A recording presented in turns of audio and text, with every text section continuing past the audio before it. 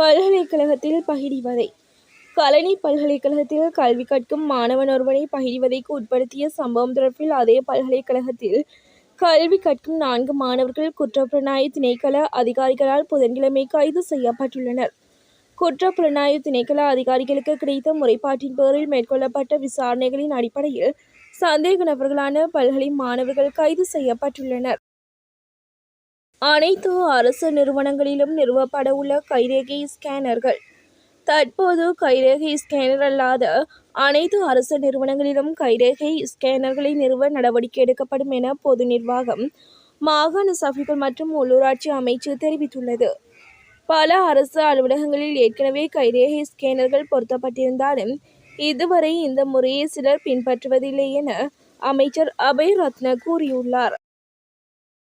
முன்னாள் அமைச்சர் நிமல் லன்சா கைது.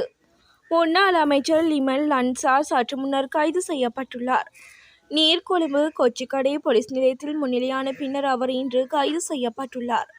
2006ஆம் ஆண்டு இடம்பெற்ற தாக்குதல் சம்பவம் தொடர்பிலான விசாரணைகளுக்காக அவர் கைது செய்யப்பட்டுள்ளார்.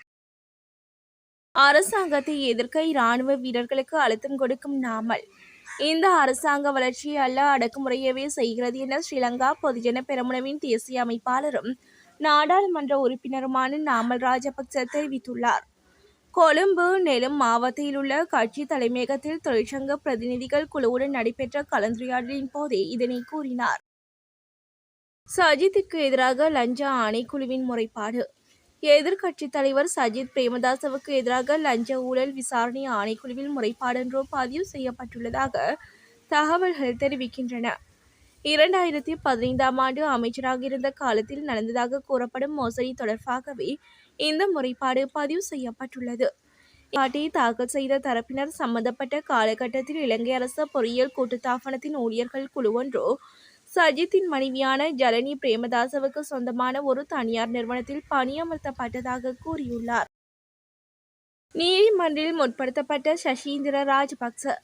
விளக்கமறியலில் வைக்கப்பட்டுள்ள முன்னாள் இராஜாங்க அமைச்சர் சசீந்திர ராஜபக்ச கோட்டை நீதவான் நீதிமன்றத்தில் இன்று முற்படுத்தப்பட்டுள்ளார். அதன்படி அவரின் தந்தையான ஸ்ரீலங்கா பொதுஜன பெரமுனவின் முன்னாள் நாடாளுமன்ற உறுப்பினரும் முன்னாள் சபாநாயகருமான சமல் ராஜபக்ச இன்று கோட்டை நீதவான் நீதிமன்ற வளாகத்திற்கு வந்துள்ளதாக கூறப்படுகிறது.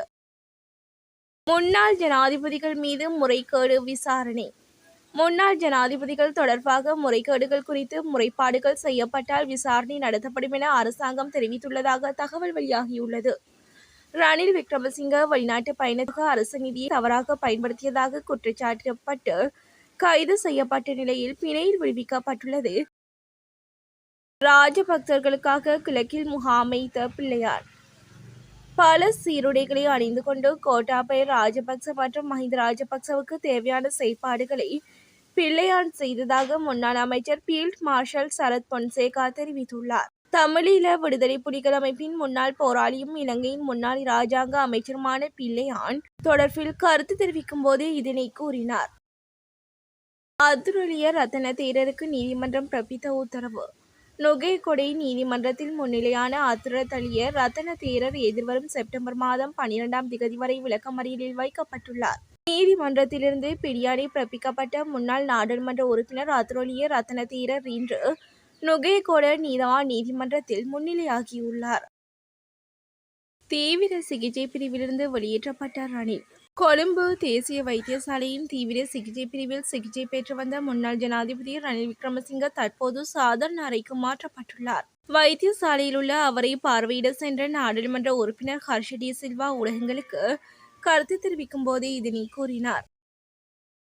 கை விலங்குடன் விளக்கமறியலுக்கு அழைத்து செல்லப்பட்ட ராஜித. நீதிமன்றில் முன்னிலையான ராஜித சேனரத்னவிற்கு விளக்கமறியல் உத்தரவு பிறப்பிக்கப்பட்டுள்ளது. ராஜித சேனரத்னவுக்கு எதிராக இளஞ்ச ஒழிப்பு ஆணைக்குழுவால் தாக்கல் செய்யப்பட்ட வழக்கு இன்று கொழும்பு மேல் நீதிமன்ற நீதிபதி லங்கா ஜயரத்ன முன்னிலையில் விசாரணைக்கு எடுத்துக் கொள்ளப்பட உள்ளது.